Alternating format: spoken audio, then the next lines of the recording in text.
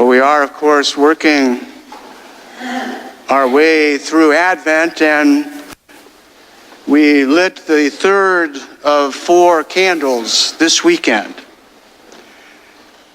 And don't we know that candles are Catholic worship in so many ways? Just even look around you. Altar candles. And we have the sanctuary candles.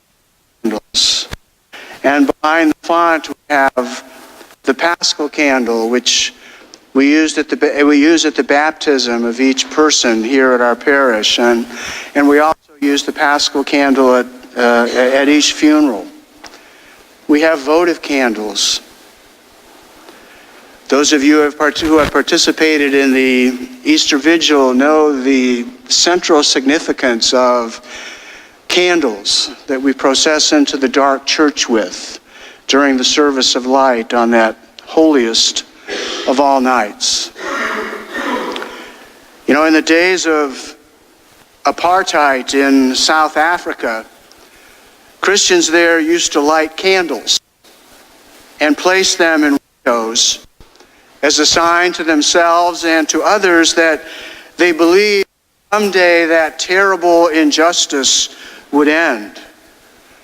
So that candle burning in the window was a sign of hope and also a political statement. And the government did not miss the message. It eventually passed a law making it illegal to place a lit candle in a window. The offense being equal to owning a firearm. Both of those things were considered equally dangerous.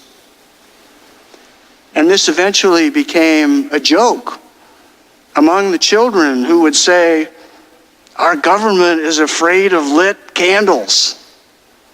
And you know what? They had a reason to be.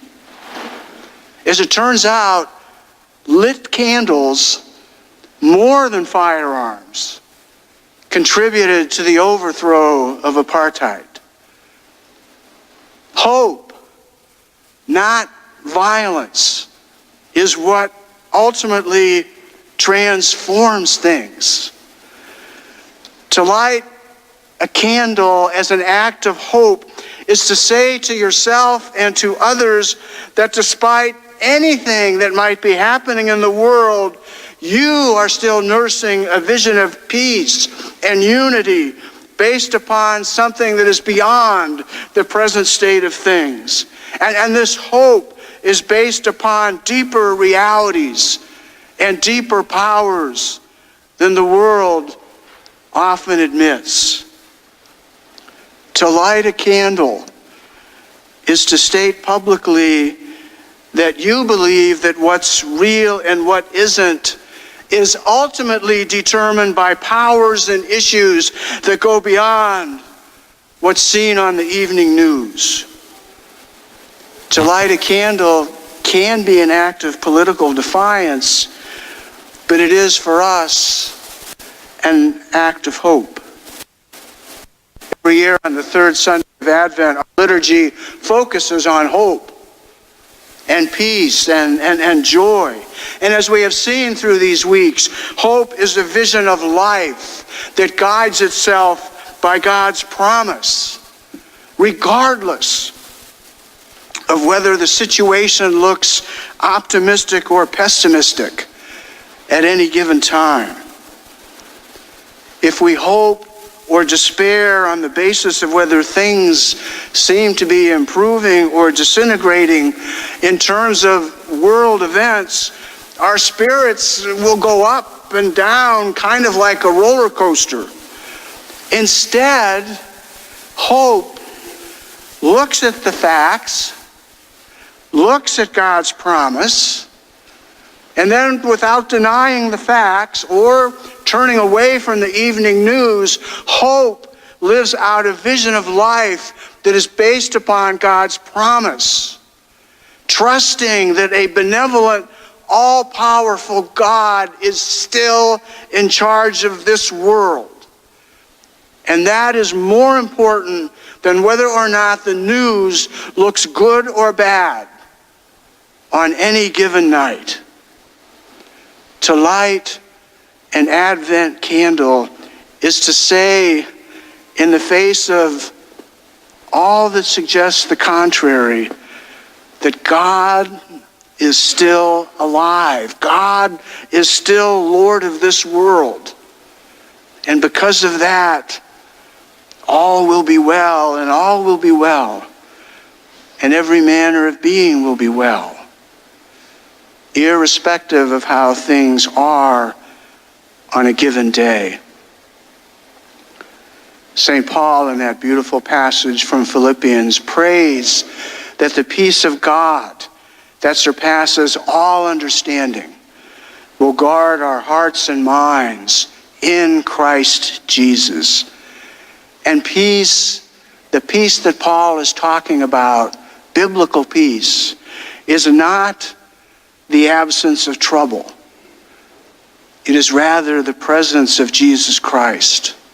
To say that we believe in God, that the God as revealed by Jesus, is to believe that God takes great pleasure in loving us. That it gives God delight to be our parent, and that God takes joy in continually offering us forgiveness and love. This is the peace that Paul speaks of. And it is this peace that gives rise to joy.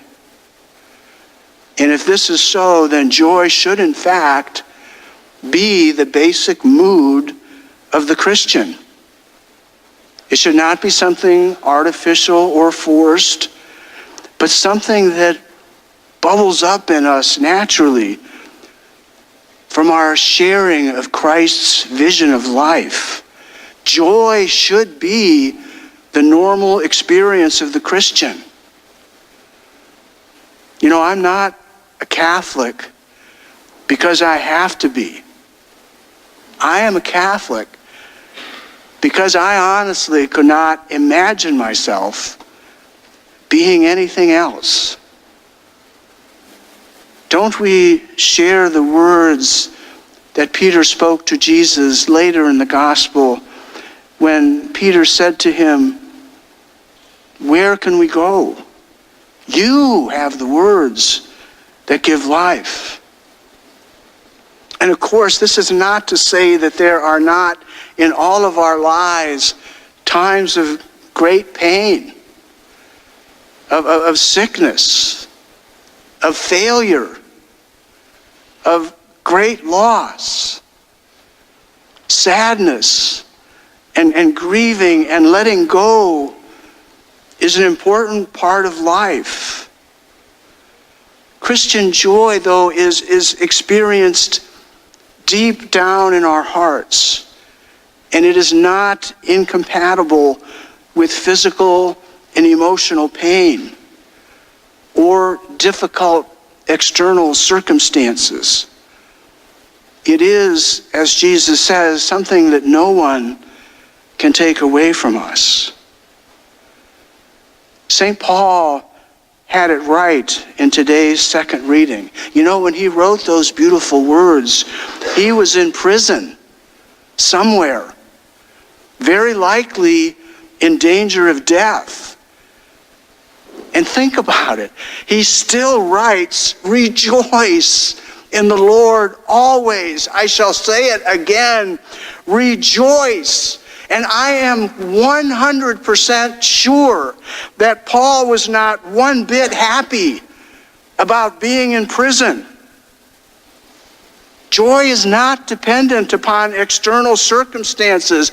Paul experienced deep within him that awareness of the presence of God that the prophet of Zephaniah said was so in our first reading. This is what he said: "Fear not, O Zion." The people of Israel were in exile hundreds of miles away from their homeland at the time Zephaniah was speaking to them. "Fear not, be not discouraged. The Lord your God is in your midst. Cry out with joy and gladness, for among you is the great and Holy One of Israel. Even if you are in exile or in prison or lonely or discouraged or afraid, God is there with you. All is not lost. However bad things may look on a given day, we're going to win this thing. The Lord has come. The Lord has come into the world, and the Lord has stayed with this world. So, during Advent, we light candles. Eleanor Roosevelt once famously repeated an ancient Chinese proverb, "It's better to light one candle than to curse the darkness." And yeah, we look around and we hear and we see so much hatred and intolerance, suffering, division, poverty, war, and distress. But we are Christians, and we stand athwart of all that. We are people of hope. We light a candle where lives are being changed, where hope is kept alive through small acts of generosity, where the healing of bodies and relationships are occurring, where the struggle for justice and peace is engaged, where children are loved and respected and can play and learn in safety. It's there where we observe God's power at work in our world. It is there that our deepest Advent longings are fulfilled. It is there that we are close to the reign of God.